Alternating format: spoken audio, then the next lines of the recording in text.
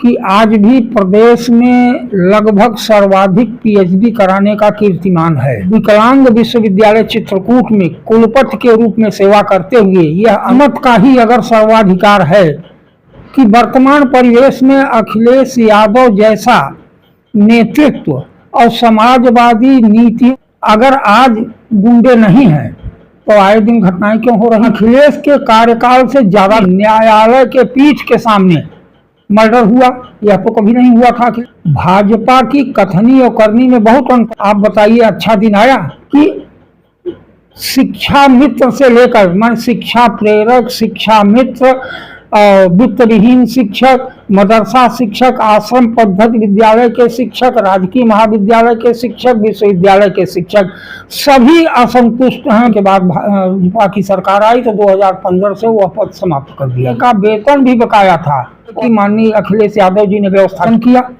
राजकीय इंटर कॉलेजों में रेगुलर सरकार ने समाप्त कर दिया होता तो न्यायालय में मर्डर होता। अपराध तो एकदम क्लाइमेक्स पर किसान करा रहा है, मजदूर करा रहे हैं, शिक्षा मित्र करा रहे हैं।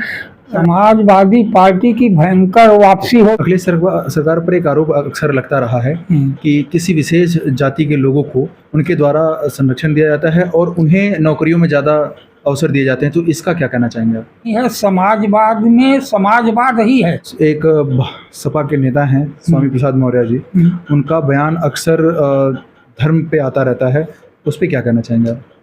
मौर्य जी का जो भी बयान आता है वह समाज। नमस्कार, आकाशभूमि न्यूज में आपका स्वागत है। मैं हूं दीपक मिश्रा।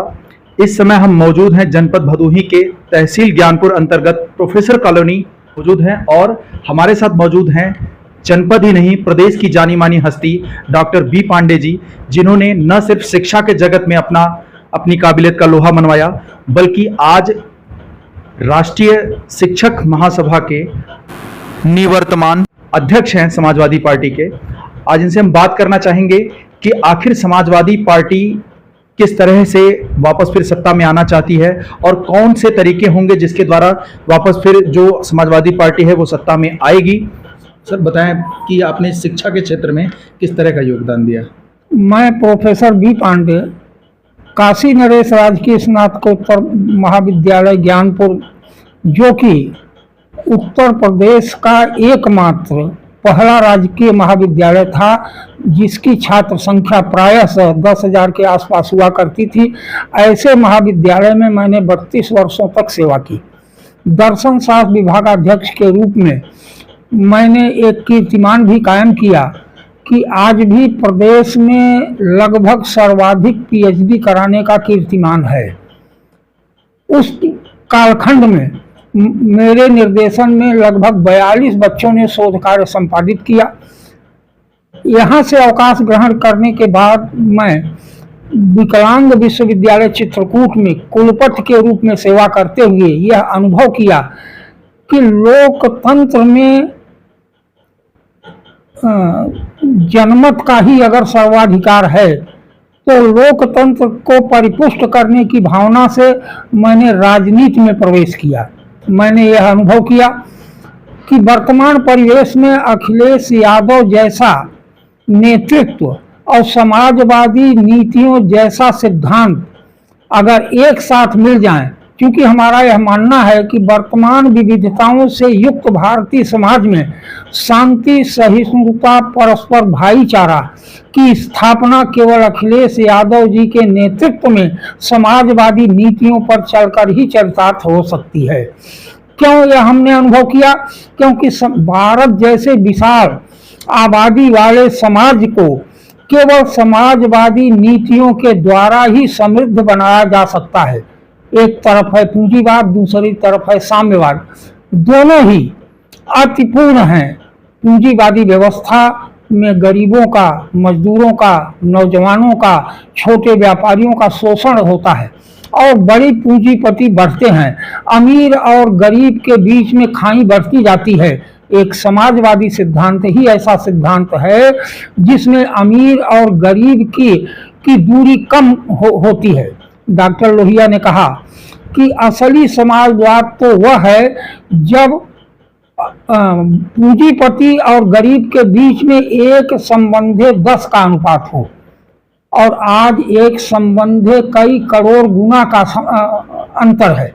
अगर किसी के पास इनकम 10 रुपए है तो 10,000 करोड़ 10 लाख करोड़ वाले बैठे हैं।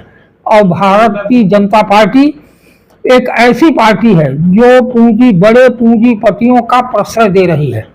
आए दिन आप सुनते हैं कि बैंकों से लोन लेकर के बड़े बड़े व्यापारी 1 लाख करोड़ 2 लाख करोड़ 10,000 करोड़ 20,000 करोड़, कुल कैलकुलेशन लगभग 11 लाख करोड़ ऐसे व्यापारी लेकर भारत से बाहर चले गए। वह किसका पैसा था? हम जैसे सामान्य टैक्स पेयर का पैसा था, किसान का पैसा था, मजदूर का पैसा था, गरीब का पैसा था, और आज वह पैसा भारत के बाहर चला गया। लेकिन मैं सर आपको रोकना चाहूंगा कि जो वर्तमान सरकार है भारतीय जनता पार्टी की, तमाम मंचों से ये कहा जाता है कि अखिलेश राज में गुंडों को संरक्षण मिला। इस पर क्या कहना चाहेंगे आप? नहीं, किसी भी सरकार में, मानव समाज में, देश में, प्रदेश में एक इस प्रवृत्ति के लोग हमेशा रहे हैं और रहते हैं। अगर आज गुंडे नहीं हैं तो आए दिन घटनाएं क्यों हो रही हैं? अखिलेश के कार्यकाल से ज्यादा घटनाएं हो रही हैं, और यहां तक कि पुलिस की अभिरक्षा में भी मर्डर हो रहा है, पुलिस कस्टडी में मर्डर हो रहा है। बीजेपी सरकार का बीजेपी सरकार का ये कहना है, और सबसे बड़ा कि अखिलेश सरकार के पाले हुए गुंडे हैं ये। नहीं, सबसे बड़ी बात यह है कि अभी तक कभी भी न्यायालय के परिसर नहीं, न्यायालय के पीठ के सामने मर्डर हुआ, यह तो कभी नहीं हुआ था अखिलेश के कार्यकाल में। भाजपा की कथनी और करनी में बहुत अंतर है। कथनी करनी में राजनीति में थोड़ा बहुत अंतर चलता है, लेकिन भारतीय जनता पार्टी जो कहती है जस्ट उसके विपरीत काम करती है। आप बताइए, अच्छा दिन आया?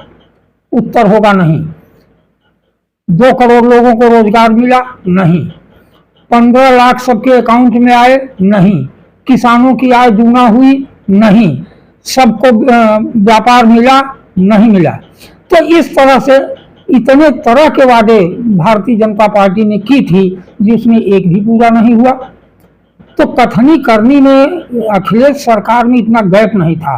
मैं शिक्षक रहा हूं, मैं शिक्षकों की बात ज्यादा करना चाहूंगा कि शिक्षा मित्र से लेकर, मैं शिक्षा प्रेरक, शिक्षा मित्र, वित्त विहीन शिक्षक, मदरसा शिक्षक, आश्रम पद्धति विद्यालय के शिक्षक, राजकीय महाविद्यालय के शिक्षक, विश्वविद्यालय के शिक्षक, सभी असंतुष्ट हैं वर्तमान भाजपा सरकार से। आपको तो यह जानकारी है कि आप इतने बड़े पत्रकार हैं कि शिक्षा प्रेरक का पद ही भारतीय जनता पार्टी ने समाप्त कर दिया। सबसे छोटा पद है शिक्षा विभाग का था, अब तो नहीं है। 2,000 रुपए महीने गांव में एक शिक्षा प्रेरक होता था जो बच्चों को ले जाकर के प्राइमरी स्तर पर पहुंचाने का काम करता था, जिसके गार्जियन शिक्षा के लिए प्रेरित करता था, पहुंचाता था और लौटाता था। और वह पद जो है 2015 में, जब 14 के बाद भाजपा की सरकार आई तो 2015 से वह पद समाप्त कर दिया गया। समाप्त ही नहीं किया गया, उन शिक्षा प्रेरकों का 14 महीने का वेतन भी बकाया था, वो आज तक भुगतान नहीं हुआ। पद भी समाप्त हुआ, वेतन भी समाप्त हुआ। वित्त विहीनों को 1 पैसा इन्होंने जो है अनुदान नहीं दिया, किसी का रेगुलराइजेशन नहीं किया, नए पद सृजन नहीं किया। सपा सरकार में ही वित्त विहीन को 10,000 रुपए मानदेय की माननीय अखिलेश यादव जी ने व्यवस्था की थी। शिक्षा प्रेरकों का पद चल रहा था। राजकीय महाविद्यालयों में 15 साल से अनवरत मतलब की सेवा कर रहे थे लोग, इरेगुलर टीचर, सबका रेगुलराइजेशन किया। राजकीय इंटर कॉलेजों में रेगुलराइजेशन किया। तो यह सारी उपलब्धि हैं। नहीं, एक सवाल सर मेरा आपसे और है कि ये कहा जाता है कि ये जो समाजवादी पार्टी के जो पाले हुए गुंडे थे, योगी सरकार उनको खत्म कर रही है, और ये वही हैं जिनको जो समाज में इस तरह का एक अराजकता फैला रहे हैं। नहीं, ये तो इनका भ्रम है कि गुंडा किसी पार्टी से। आज गुंडे नहीं है का? अगर आज गुंडा को 5 साल 6 साल में माननीय भाजपा की सरकार ने समाप्त कर दिया होता तो न्यायालय में मर्डर होता, पुलिस अभिरक्षा में मर्डर होता, बड़े बड़े नेताओं की सुरक्षा बढ़ाई जाती क्या अगर गुंडे न होते तो? अपराध तो एकदम क्लाइमेक्स पर है। अब भाजपा उसको ये मानती हो कागज पर समाप्त हो गया, लेकिन व्यावहारिक रूप से आप देखें तो हर आदमी कराह रहा है, किसान कराह रहा है, मजदूर कराह रहे हैं, शिक्षा मित्र कराह रहे हैं। राष्ट्रीय अध्यक्ष माननीय अखिलेश यादव जी ने शिक्षा मित्रों का विनियमितीकरण करने का ऐतिहासिक काम किया था। यद्यप शिक्षा मित्रों ने उनका साथ नहीं दिया, अब उन्हें पश्चाताप हो रहा है। एक साथ 1,72,000 लोगों को समायोजित करना और सबको सहायक शिक्षक बना करके वेतन दे देना, यह राष्ट्रीय अध्यक्ष अखिलेश यादव जी द्वारा ही संभव था और उन्होंने करके दिखाया। क्या लग रहा है आपको कि इस बार समाजवादी पार्टी की वापसी किस तरह से होगी और कितनी सीटें लगभग आ सकती है? समाजवादी पार्टी की भयंकर वापसी होगी। जनता ने मन बना लिया है, क्योंकि मजदूर, किसान, मध्यम वर्गीय व्यापारी, शिक्षा मित्र, शिक्षा प्रेरक, वित्त विहीन शिक्षक, बार एसोसिएशन, जितने भी लोग हैं, सब ने मन बना लिया है राष्ट्रीय अध्यक्ष अखिलेश यादव जी के नेतृत्व में समाजवादी पार्टी की वापसी के लिए। भारतीय जनता पार्टी के तमाम नेता बार बार ये कहते रहते हैं कि अखिलेश सरकार ने कोई काम नहीं किया है, इस पे क्या कहना चाहेंगे? अखिलेश सरकार ने 2012 से 2017 के बीच में ऐतिहासिक काम किया था। समाजवादी सरकार में ही लखनऊ से आगरा एक्सप्रेसवे बनी, जिस पर कि बड़े बड़े हवाई जहाज उतार करके उसका उद्घाटन किया गया। यह पहली योजना थी जबकि किसी भी सड़क पर हवाई पट्टी का निर्माण हो। माननीय अखिलेश यादव जी ने शिक्षा की प्रगति के लिए लैपटॉप वितरण की नई योजना प्रारंभ की। नागरिकों की सुरक्षा के लिए 100 डायल की व्यवस्था सुनिश्चित की। हॉस्पिटल और रोगियों के लिए एम्बुलेंस सेवाएं जारी की। यह पहला अवसर हुआ जबकि प्रदेश की सामान्य पुलिस वह गाड़ी पर चलती थी।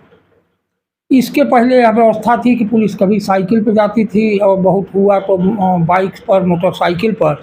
यह पहली व्यवस्था थी, यह विश्व स्तरीय व्यवस्था थी, जिसका अन्य किसी भी प्रदेश में इस तरह की पुलिसिंग व्यवस्था नहीं थी। यदि आपकी सरकार आती है तो कौन से ऐसे वादे हैं जो आप करना चाहेंगे और वो पूरे करेंगे आप उसको?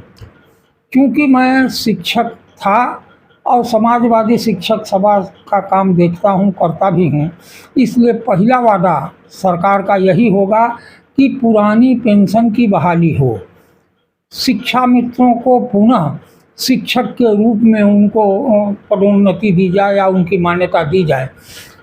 शिक्षा प्रेरकों को उनकी बकाया धनराशि और पुनः पद देने की व्यवस्था की जाएगी। मूलतः समाजवादी सरकार गरीबों की सरकार है और दलितों की सरकार है, नवयुवकों की सरकार है।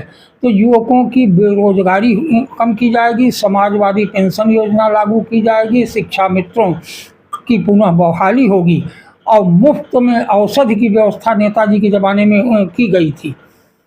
तो वह व्यवस्था, मुफ्त में लोगों के इलाज की व्यवस्था भी समाजवादी सरकार में की जाएगी। महिलाओं के लिए क्या योजना है? महिला के लिए सबसे बढ़िया व्यवस्था थी माननीय राष्ट्रीय अध्यक्ष जी की सरकार में समाजवादी महिला पेंशन योजना। और यह पेंशन योजना सबके खाते में, वह धनराशि भी बढ़ाने का प्रोविजन किया गया था। संकल्प पत्र में इस बात को स्वीकार किया गया था कि इस बार समाजवादी पेंशन योजना की धनराशि भी बढ़ाई जाएगी, लेकिन कतिपय कारणों से सरकार कुछ मतों से, थोड़े से वोटों से रह गई। अगर सरकार आती है तो वह सारे संकल्प पत्रों का क्रियान्वयन होगा। अखिलेश सरकार पर एक आरोप अक्सर लगता रहा है कि किसी विशेष जाति के लोगों को उनके द्वारा संरक्षण दिया जाता है और उन्हें नौकरियों में ज़्यादा अवसर दिए जाते हैं, तो इसका क्या कहना चाहेंगे आप? ये तो दलगत राजनीति में कुछ न कुछ लोग तलाश करते हैं। क्योंकि मैं ब्राह्मण हूँ, मैं समाजवादी पार्टी में हूँ, राष्ट्रीय अध्यक्ष जी के साथ काम करता हूँ, मुझे कहीं ऐसा नहीं लगा कि वहाँ जातिवाद होता हो।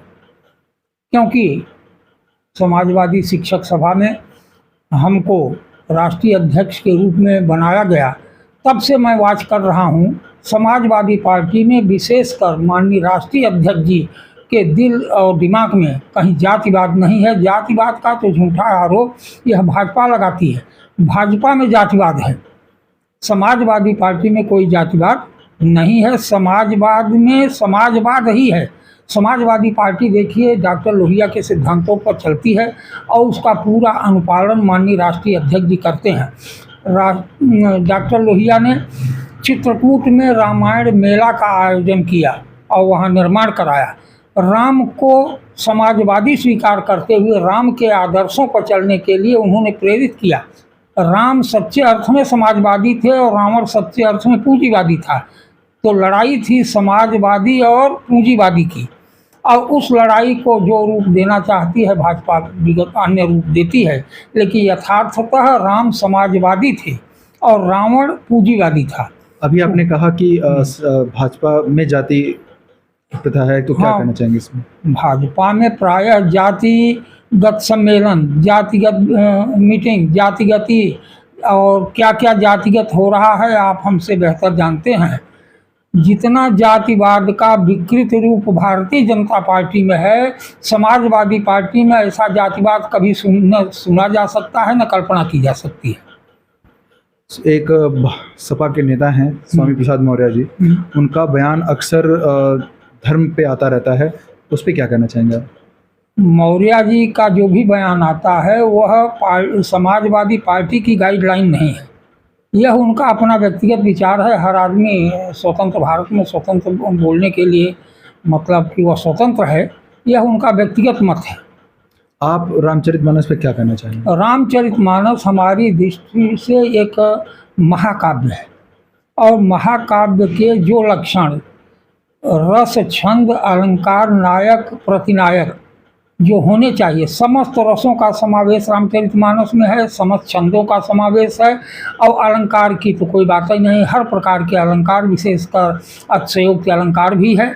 और नायक प्रभु श्री राम हैं, प्रतिनायक रावण है, जिनके बीच में यह संघर्ष हुआ है। तो समाज के लिए पथ प्रदर्शक है। पथ प्रदर्शक राम ने समाज को जोड़ना बताया, यह समाजवादी नीति ही है। राम वनवास से निकले और निषाद राज से भेंट हुई, जुड़े, रास्ते में गए, जितने वनवासी हैं सब मिलते गए, जोड़ते गए, सेवरी को जोड़ा और अंत में सुग्रीव को जोड़ा, हनुमान जी को जोड़ा, आगे चले गए तो अंत तक तब तक जोड़ना बंद नहीं किया जब दुश्मन के भाई को जोड़ लिया। तो ऐसा जोड़ने वाला नायक ही समाज में पूजनीय होता है, वह सच्चे समाजवादी थे। जोड़ने का सिद्धांत समाजवादियों को स्वीकार करना चाहिए। हम समाजवादी भी जोड़ने का काम करते हैं, अगर हम जोड़ते चले जाएं तभी समाजवाद मजबूत होगा। और इसीलिए चित्रकूट में रामायण मेला के माध्यम से डॉक्टर लोहिया जैसे प्रखर समाजवादी चिंतक ने राम को समाजवाद के आदर्श के रूप में स्वीकार किया। एक जो ये इससे पहले चुनाव में देखा गया कि बार बार कैंडिडेट बदले जाते हैं, ऐसी स्थिति तो देखने को नहीं मिलेगी इस बार चुनाव में? वह कुछ परिस्थिति जन्य होते हैं, कभी कभी भाई चुनाव में कुछ होता है तो उसका संशोधन होता है। आप अपना टिकट कितना कंफर्म मानते हैं? हमारा टिकट कंफर्म का मैं आवेदक हूँ, आवेदन कर दूंगा। बाकी हमारे नेता हैं माननीय राष्ट्रीय अध्यक्ष अखिलेश यादव जी, उनका आदेश होगा चुनाव लड़ूंगा, उनका आदेश नहीं होगा तो समाजवादी पार्टी के निष्ठावान कार्यकर्ता के रूप में जीवन पर्यंत सेवा करता रहूँगा। बात हो रही थी जनपद ही नहीं पूरे प्रदेश के जाने माने बुद्धिजीवी बी पांडे जी से, जिन्होंने अपनी बातों को बेबाकी से रखा। इसके साथ ही हम फिर मिलेंगे एक नए मुद्दे के साथ। जय हिंद, जय भारत।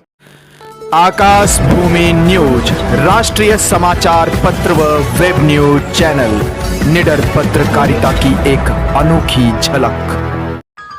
लाल बटन दबाकर चैनल को सब्सक्राइब करें तथा घंटी का बटन अवश्य दबाएं ताकि सभी वीडियो की जानकारी आपको मिलती रहे। अपने आसपास होने वाली घटनाओं की जानकारी के लिए आप हमें नीचे लिखे नंबरों पर संपर्क कर सकते हैं। आप अपने आसपास होने वाली घटनाओं का वीडियो हमें व्हाट्सएप भी कर सकते हैं।